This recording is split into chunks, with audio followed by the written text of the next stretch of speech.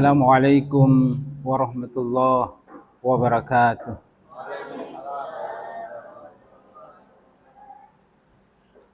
Alhamdulillahi rabbil alamin. Wal 'aqibatu lil muttaqin wala udwana illa 'alal zalimin. Asyhadu an la ilaha illallah wa asyhadu anna Muhammadan 'abduhu wa rasuluh. Allahumma shalli ala Muhammad wa ala alihi wa ashabihi ajma'in. Pertama kali, marilah senantiasa kita bersyukur kepada Allah Subhanahu wa Ta'ala yang telah menciptakan, yang telah memberi hidup, yang telah memberikan kesehatan, yang telah memberikan rezeki, dan yang paling tinggi adalah Dia telah memberikan petunjuk sehingga kita bisa hadir dalam majelis yang sangat mulia ini. Mudah-mudahan ini menjadi wasilah untuk kebaikan kita, kebaikan untuk keluarga kita, pondok kita, dan kebaikan untuk umat. Selawat dan salam semoga terlimpah dan tercurah kepada baginda Nabiullah Muhammad sallallahu alaihi wasallam. Baik, terima kasih. Kita telah diberikan oleh Allah Subhanahu wa Ta'ala hati, kita diberikan oleh Allah Subhanahu wa Ta'ala pendengaran, dan kita diberikan oleh Allah Subhanahu wa Ta'ala penglihatan. Tiga hal ini sangat mahal. Tiga hal ini yang akan ditanya nanti oleh Allah Subhanahu wa Ta'ala tentang kemana difungsikan hati kita, pendengaran kita, mata kita.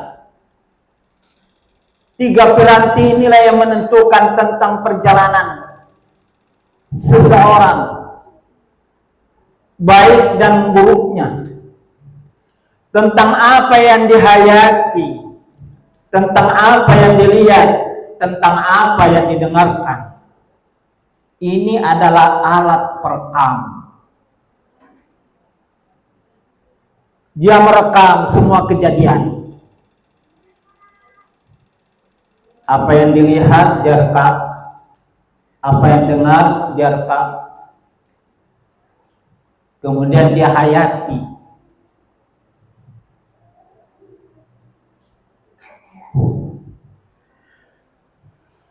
Inilah yang menentukan tentang kualitas iqra seseorang, kualitas bacaan seseorang, kualitas penghayatan seseorang, kualitas kesadaran, dan kualitas ilmu seseorang. Sejauh mana tiga hal ini aktif ya untuk dia mengambil peran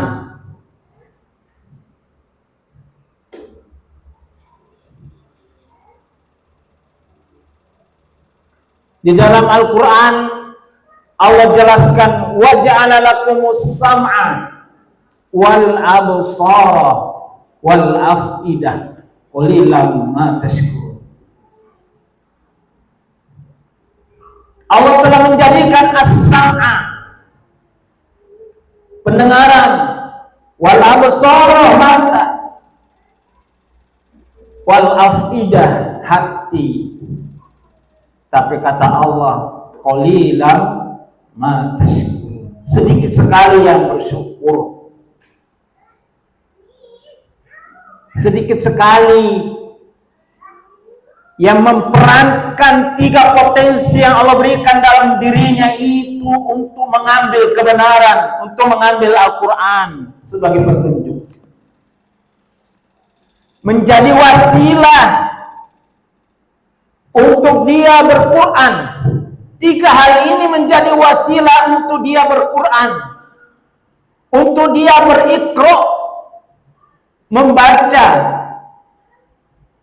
ayat-ayat Allah yang tertulis, yaitu qauliyah, kemudian ayat-ayat Allah yang tercipta. Ini akan terukur akurasi kesadaran lewat pemahaman dan penghayatan terhadap bacaan. Ibu-ibu yang dimuliakan Allah Subhanahu wa taala, Bapak dan Ibu yang dimuliakan Allah Subhanahu wa taala, tiga hal ini adalah karunia yang sangat besar yang Allah berikan, yang harus kita syukuri.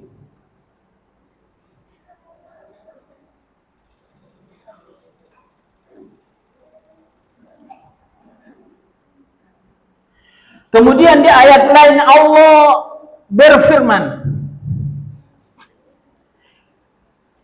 untuk mengoreksi, untuk ditanyakan nanti oleh Allah. Kalau nanti di akhirat akan ditanya oleh Allah tiga hal ini. Inna sam'a wal basara wal fu'ada kullu ulaika kana anhu mas'ula. Sesungguhnya pendengaran, penglihatan, dan hati semuanya dimintai pertanggungjawaban oleh Allah. Ya.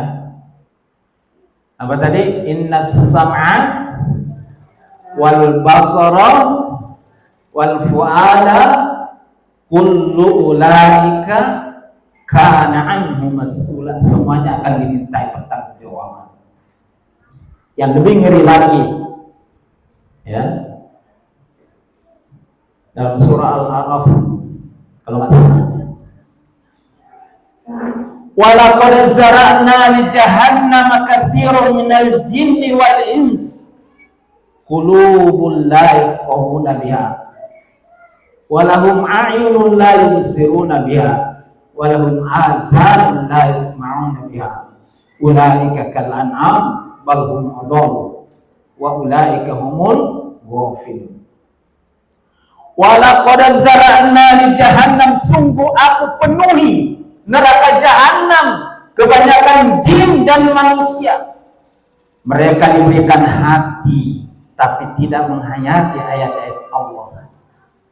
Dia tidak connect dengan ayat Allah. Hatinya ini tidak nyambung. Hatinya ini tidak tersambung dengan ayat-ayat Allah. Dia terputus.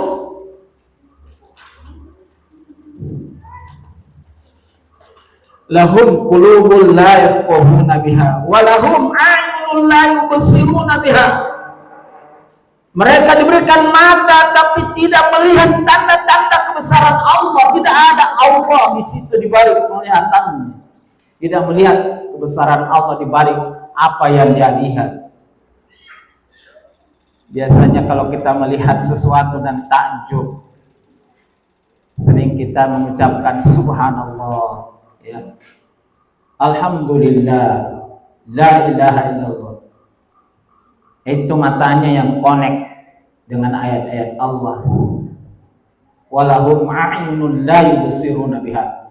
Mereka diberikan mata tapi dia tidak nyambung dengan ayat-ayat Allah.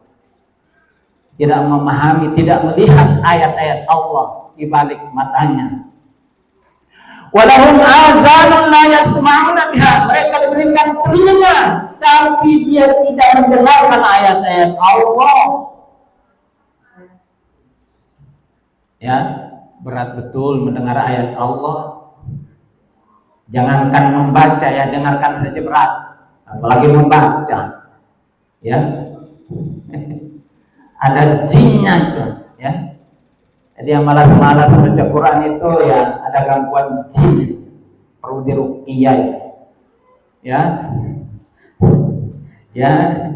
Jadi kalau ada yang malas-malas baca Quran harus di ruqyah.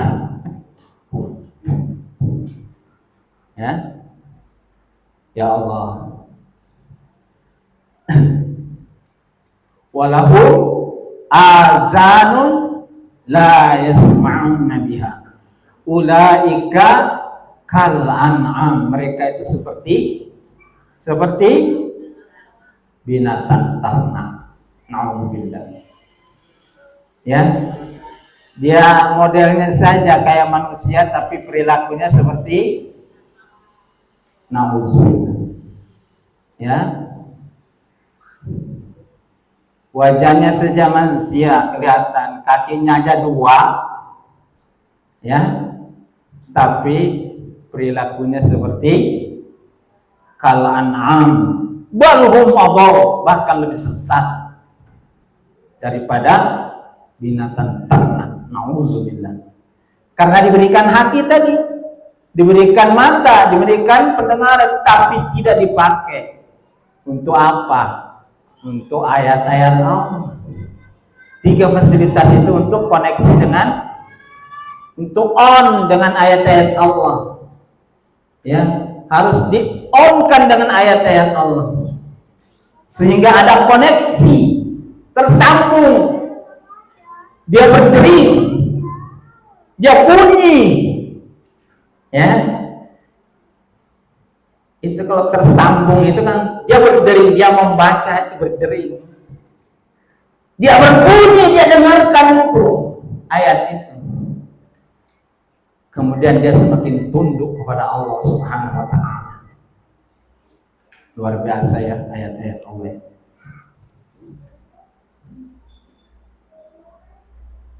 Baik, saya sambungkan dengan surah Yunus ya. Surah Yunus ayat 54 kalau nggak salah.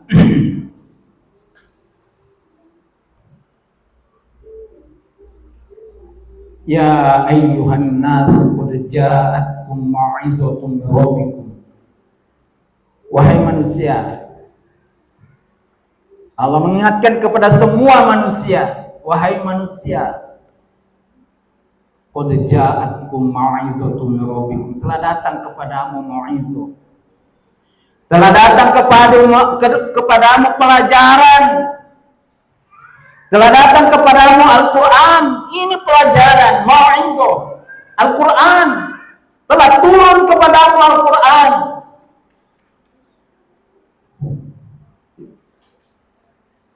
Qad ja'atkum mau'izatun min rabbikum wa shifaa'un lima fis sudur. Nah, menjadi obat yang ada dalam hatimu. Jadi sebenarnya orang-orang yang banyak penyakitnya itu karena kurang banyak baca Quran. Ya, maaf ya. Penyakit hati, penyakit dengki, iri, sombong, angkuh, pongah, itu penyakit semua itu. Ya.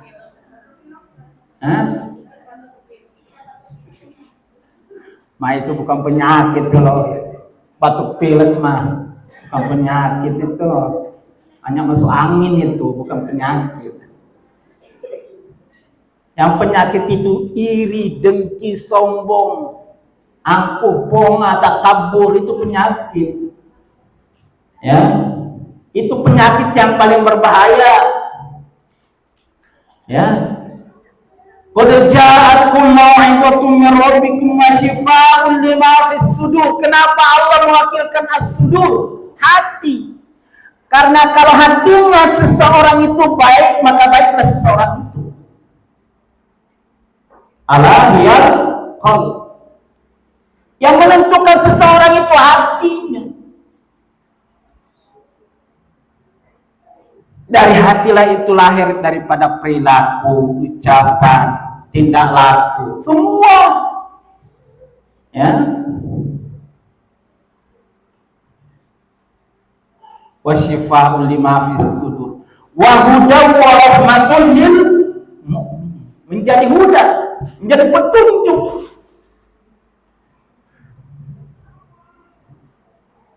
Ini kalau kita jalan tahu petunjuk yang betul. Sekarang aja pakai Google Map itu ya, walaupun sering disesatkan.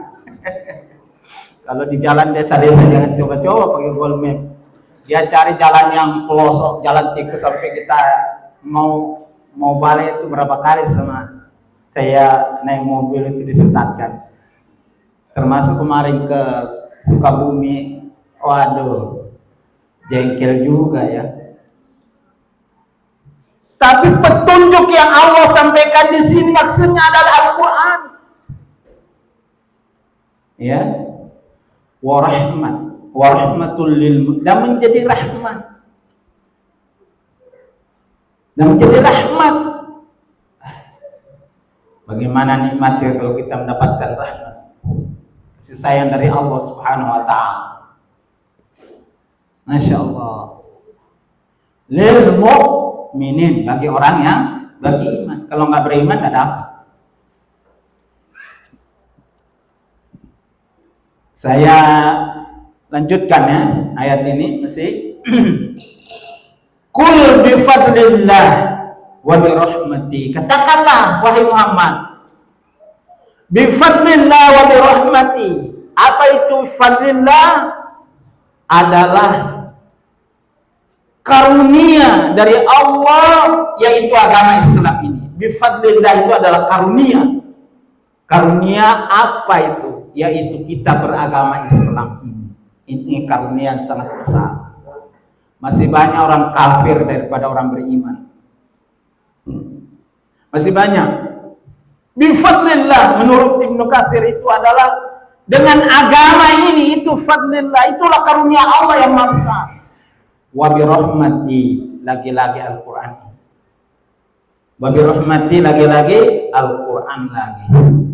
Kul bi fadlillah wa bi rahmati. Dengan karunia dan rahmat Allah ini, dua ini, kata Allah dua ini, ya, huwa khairum mimma yajma'un. Itu lebih baik dari semua apa yang kamu kumpulkan. Segala apa yang dikumpulkan oleh manusia itu lebih baik dua ini. Ya. Harta, duit, rumah, mobil, semuanya, ya, bifadlillah wa birahmati, itu lebih baik dari semua yang kamu kumpulkan yang ada di muka bumi. Masya Allah. Fabidzalika falyafrahu, hendaklah dengan itu engkau bergembira. Dua ini ya. Bifadlillah wa birahmati, hendaklah dengan itu engkau bergembira, senang, bahagia. Tapi kalau tidak merasakan juga, ini menjadi problem. Bagaimana mau bergembira tidak merasakan? Bagaimana mau senang? Bagaimana mau bahagia kalau tidak merasakan? Ya, baca Quran aja malas, ya kan? Enggak betah baca Quran lama-lama itu. Tapi kalau HP bisa berjam-jam. Kalau sudah ini nggak sadar. Apalagi ada kesenangannya biasa yang sudah rutin dilihat, perjalanannya, episodenya udah enggak, udah astagfirullah. Habis waktu itu udah asar, habis waktu udah ini, nggak keras, udah larut malam tak tidur. Masya Allah, ini bahaya betul. Kalau Al-Quran ada di sini mantap lah, kalau itu yang dibaca. Tapi mohon maaf ya, antara manfaat dan mudaratnya mana kira-kira yang lebih baik ini? Ibu, mana kira-kira yang lebih banyak manfaatnya atau mudaratnya? Jujur. Manfaat.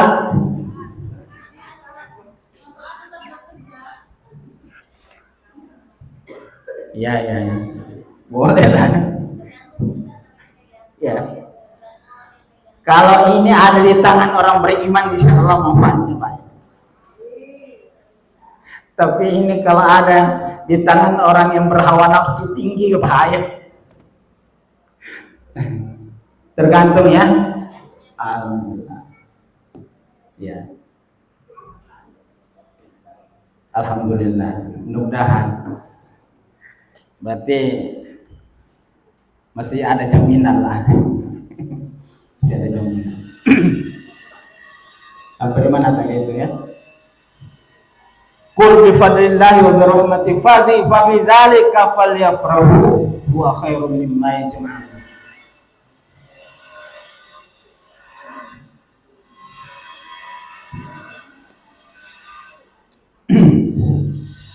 Itu lebih baik daripada semua yang kamu kumpulkan. Masya Allah, luar biasa. Saya kadang-kadang merenung ya, bahwa untuk mengajarkan kebenaran ini ya, memang bukan persoalan sederhana. Karena di Hidayatullah itu dikenal ada 3 kebenaran. Ya. Yang pertama, benar yang kita bawa Al-Qur'an. Ya. Benar yang kita bawa adalah Al-Qur'an dan As-Sunnah. Yang kedua, benar yang membawanya. Pelakunya ini harus benar. Ya, pelakunya kita ini.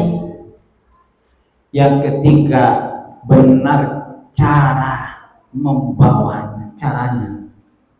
Ya. Dan di Hidayatullah ini diajarkan bagaimana cara membawa Al-Quran ini. Bukan berarti ente begitu aja dibawa. Ya. Bagaimana menyampaikan Al-Quran ini? Bagaimana mendakwakan Al-Quran ini? Ada konsep, ada metodologinya, ada manhajnya. Ya, di Hidayatullah dikenal dengan manhaj sistematika wahyu. Apa itu Ibu? Sistematika wahyu? Ada yang bisa jawab? Apa? Sistematika wahyu sederhana saja. Sistematika wahyu mengikuti aturan tertib turunnya Al-Quran. Jadi nggak ngarang-ngarang, nggak copot sana, nggak copot situ, ya, nggak sembarang copot. Memulai dari alat tentang syahadat, proses kesadaran bersyahadat.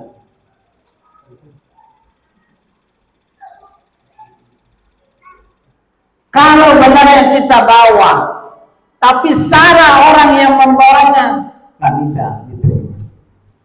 Kalau benar yang dibawa, benar yang membawakannya, tapi salah caranya, tidak bisa juga. Caranya ini, dan di Hidayatullah ditemukan cara dan metode. Masya Allah.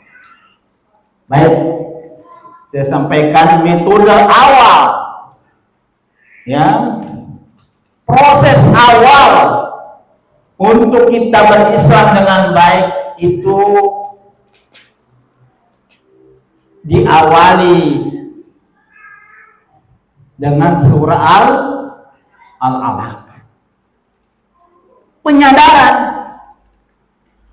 Kenapa Allah Subhanahu wa taala tidak memperkenalkan dirinya sebagai Allah, tapi memperkenalkan dirinya sebagai Rabb.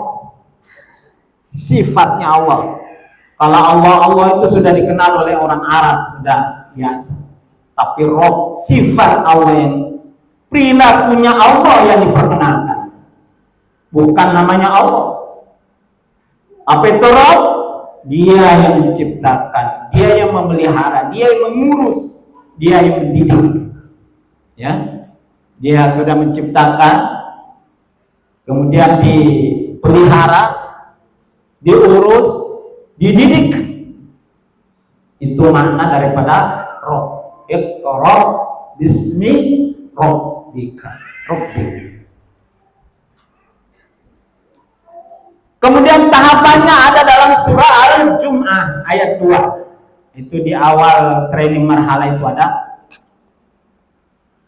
Allah berfirman, "Huwallazi ba'atsa fil ummiyina rasulan minhum yatlu 'alaihim ayatihi wa yuzakkihim wa yu'allimuhumul kitaba wal hikmah wa in kanu min qablu lafi dhulalin mubin."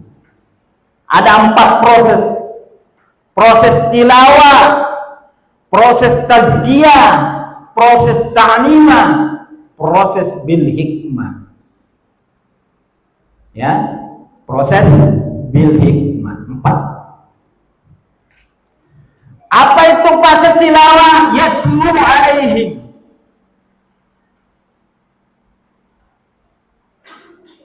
Dia diutus untuk membacakan ayat-ayat Allah. Yatlu alaihim.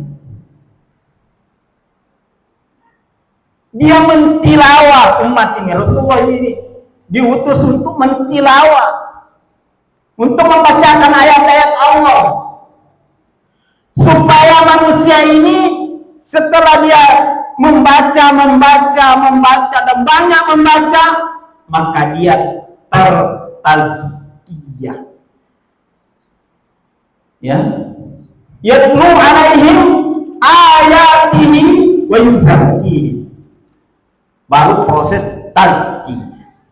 Ketika manusia banyak membaca Al-Quran, maka dia banyak membersihkan dirinya, dia mensucikan dirinya. Ini ibarat sabun,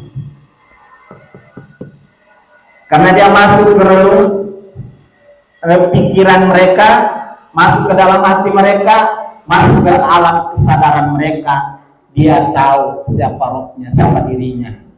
Kemudian dia melakukan sesuatu karena mengikuti petunjuk. Itulah namanya orang terbersihkan, tersucikan.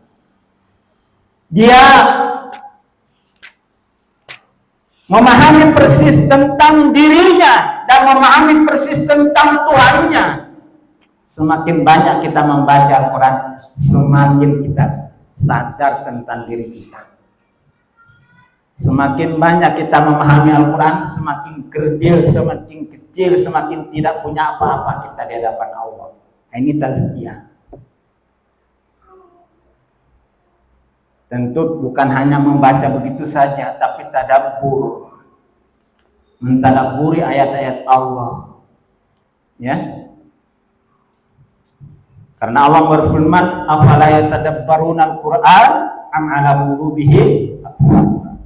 Apakah mereka mentadabburi Al-Qur'an atau hati mereka terkunci? Jadi kalau kita tidak melakukan tadabbur, intinya hati kita terkunci. Ya. Tadabbur ini yang paling penting. Di sini ada proses tazkiyah, proses pembersihan diri. Yatlu alaihim ayatihi wa yuzakkihim. Dia akan menjadi suci, dia akan bersih. Begitu masuk ayat, ya, begitu masuk ayat ke dalam dirinya, maka dia akan membersihkan dirinya. Kotoran-kotoran yang ada di dirinya itu hilang semua. Hawa nafsu, kesombongan, rasa pintar, rasa kaya, semua itu ya akan hilang pada dirinya ketika dia banyak membaca ayat-ayat Allah. Ya, ini proses. Baru ketiga, proses ketiga setelah bersih suci, maka barulah masuk proses ta'limah.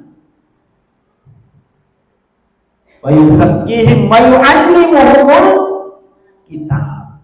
Baru Allah kasih ilmu.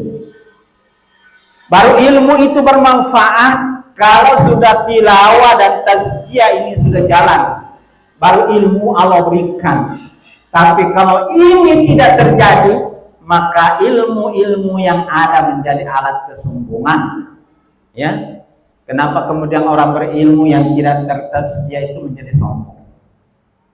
Ya, merasa dirinya hebat, merasa dirinya berilmu, merasa dirinya mampu, merasa dirinya segalanya lah.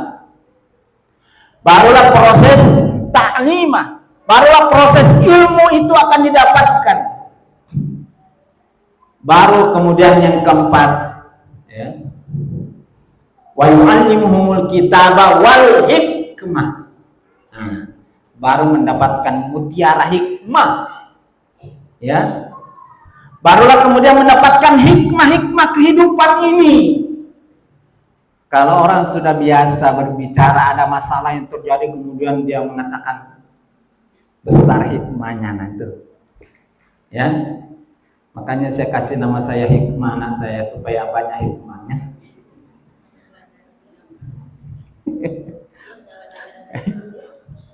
Ya, kalau orang sudah ada masalah misalnya nih muncul kan, itu besar hikmahnya, tenang saja itu, insya Allah aman saja itu, ya.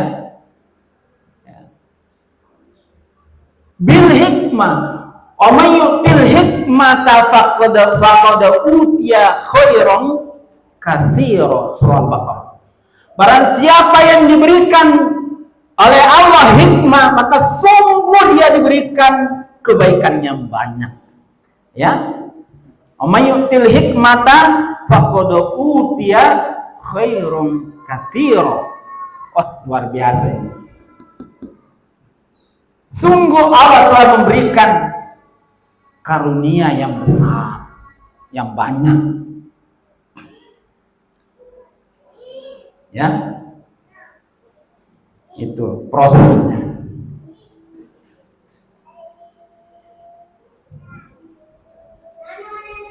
Jadi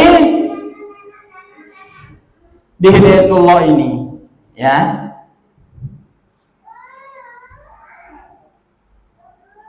kita berada di lembaga perjuangan Hidayatullah ini, ada 3 hal yang sangat mahal dan berharga di Hidayatullah ini yang tidak dimiliki oleh lembaga lain, ormas lain. Kemarin saya sampaikan di acara konsolidasi. Apa itu yang ketiga ini? Coba saya mau tanya ibu-ibu, tahu nggak yang ketiga yang paling mahal di Hidayatullah ini? Apa itu? Bukan bapak-bapak, kemarin sudah bapak-bapak sudah tahu deh itu. Ya, ibu-ibu, apa? Nah, apa lagi?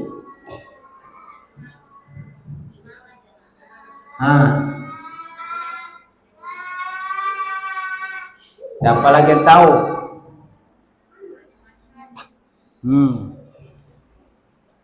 Ada 3 ya. Yang pertama adalah kepemimpinan imamah. Ya. Ini kalau tidak ada kepemimpinan, tidak ada imamah, ini Hidayatullah nggak ada di seluruh Indonesia. Ya. Karena ada kepemimpinan, ada imamah. Yang kedua adalah kader. Kader. Kalau nggak ada kader ini nggak bisa nih terbuka itu. Yang ketiga manhaj, ya, sistematika wahid. 3 ini yang menghadirkan semua, ada bangunan, ada orang-orang berkumpul, karena ada 3 ini. Di lembaga lain ada, mohon maaf. Ya, ada juga dia pemimpinnya, tapi pemimpin nggak jelas, mohon maaf. Karena dia bukan lembaga perjuangan. Dia kadang-kadang berhimpun untuk perebutan harta, perebutan kekayaan, aset, ya, sehingga terjadi sering konflik pertarungan di antara mereka, berebut jabatan, berebut posisi, ya. Ya, di Hidayatullah mohon maaf tidak ada terjadi begitu. Ya. Karena yang pertama ada kepemimpinan, baru kemudian ada loyalitas, ada ketaatan kepada kepemimpinan itu. Karena ada pemimpin yang ditaati. Ya. Karena kita harus berjamaah. Apa itu berjamaah? La islama illa bil jamaah. Siapa? Kata siapa itu? Umar bin Khattab. La islama illa bil jamaah wa la jamaah illa bit ta'ah. Ya. La islama illa bil jamaah wa la jamaah illa bil imamah wa la imamah illa bit ta'ah.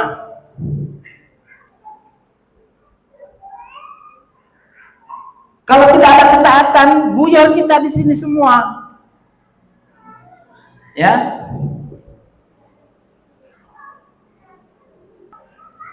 Kita lihat orang-orang hebat yang ada, kiai-kiai besar. Ada namanya Zainuddin MZ, disebut dengan sejuta dai. Ada Ustadz Arifin Ilham. Ada siapa lagi itu? Ya. Tengku Zulkarnain. Orang-orang hebat semua. Karena dia tidak mewariskan sistem, maka begitu meninggal selesai. Ya kan? Selesai. Hidayatullah tidak mewariskan itu. Bukan figur, tapi sistem. Siapapun yang ada di sini, begitu dia tinggalkan, tetap sistem harus jalan. Loyalitasnya kepada sistem, kepada lembaga, bukan kepada pribadi seseorang. Ya, camkan itu. Ini berbahaya kalau loyalitasnya kepada seseorang. Begitu saya keluar semua. Buyar ini pondoknya. Wah, saya cuma maunya sama Ustaz Nawir aja lah. Pokoknya kemana saja Ustaz Nawir saya ikut, lah kacau. Iya kan? Jadi bukan begitu. Ya, ini lembaga perjuangan diwariskan, amanah untuk mewariskan sistem. Jadi siapapun yang mau keluar, kalau ada masalah keluar, ide itu tetap eksis karena bukan atas nama personal, bukan loyalitasnya kepada seseorang, tapi kepada lembaga perjuangan. Tadinya, mohon maaf, ini tanah mau diserahkan Pak Jaminuddin Ibrahim, orang kaya di sini yang sering antar pisah. Saya lobi-lobi Pak Jam Mahmud, Imam Mahmud itu. Saya bilang, Pak, kalau meninggal Pak Amin, ini pondoknya nanti diwariskan kepada siapa, Pak? Ke anaknya. Mau Bapak? Oh iya ya Ustaz. Waduh, gawat. Gawat Ustaz.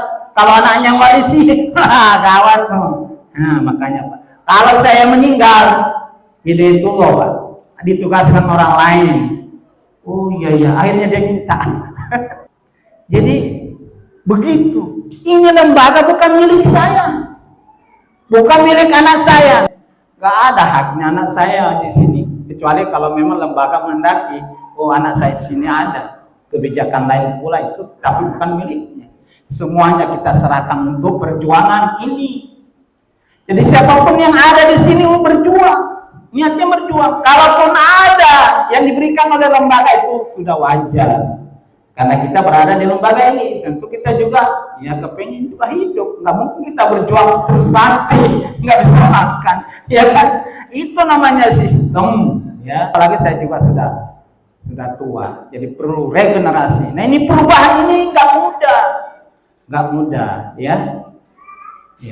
Jadi ini harus dipahami semua oleh guru-guru. Sehingga kedatangan kita di sini terlibat dalam perjuangan ini luar biasa. Kontribusi kita berada di lembaga ini. Diibaratkan seperti bangunan yang kokoh ini, ya. Kita berada di batu bata yang mana, atau di besi, atau di semen, atau di apa namanya, di kayu, di paku, tapi kita berada dalam satu sof. Sofan ka'annahum bunyanun marsus, seperti berada dalam satu sof, seperti bangunan yang kokoh. Kita harus mengikatkan diri berada dalam soft. Itu sudah tinggal menikmati bagaimana mengelolanya dengan baik, ya. Bagaimana ini santri-santri kita, bagaimana ini semuanya, ya. Kita buat sistemnya, kita buat programnya, kita buat pendidikannya lebih baik lagi sehingga mencetak kader-kader manusia-manusia terbaik. Fungsi guru inilah tugas paling mulia, pahlawan tanpa jasa katanya, tapi tidak mungkin tidak ada jasanya karena dia harus dikenal. Jangan bilang pahlawan tanpa jasa, jasanya justru yang paling tinggi, ya, karena dia mengorbankan waktunya untuk mendidik generasi, ya, mencetak kader.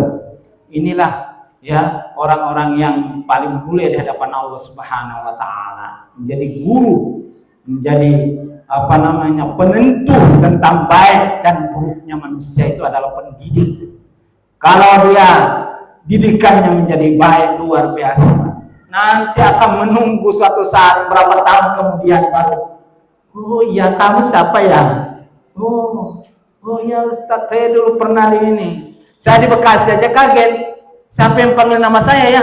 Kok ada yang kenal siapa? Oh, rupanya Salsa di sana, ada 5 orang santri kita di sana. Dia panggil saya, Ustaz Nawir, dadah. Siapa ya? Kaget aku. Waduh, ingat-ingat siapa ya kesini ya? Oh iya, ada Salsa kayaknya. Setelah itu datangi lagi saya. Oh, Ustaz katanya nggak pernah datang ke sini, nggak pernah jenguk-jenguk kita. Nah, ini sudah datang, dia bilang. Dikasihlah uang dikit, ya, begitulah santri. Saya datang. Ada kebahagiaan tersendiri, ada kepuasan tersendiri yang nggak bisa dibeli, ya kan? Itu namanya, ya, harga dari sebuah pengorbanan, harga daripada niat yang tulus untuk berjuang. Insya Allah, saya yakin semakin baik nanti ke depan ini, semakin banyak nanti peminat, maka guru-guru akan juga ada efek sampingnya, ya gitu kan? Mau nggak efek samping? Efek samping, insya Allah, ya, ada berkahnya, ada berkahnya, tidak usah khawatir, ya. Perbaiki niatnya, perbaiki ikhlasnya, perbaiki sabarnya, mendidik anak, insya Allah Allah berikan nanti lebih banyak lagi, insya Allah.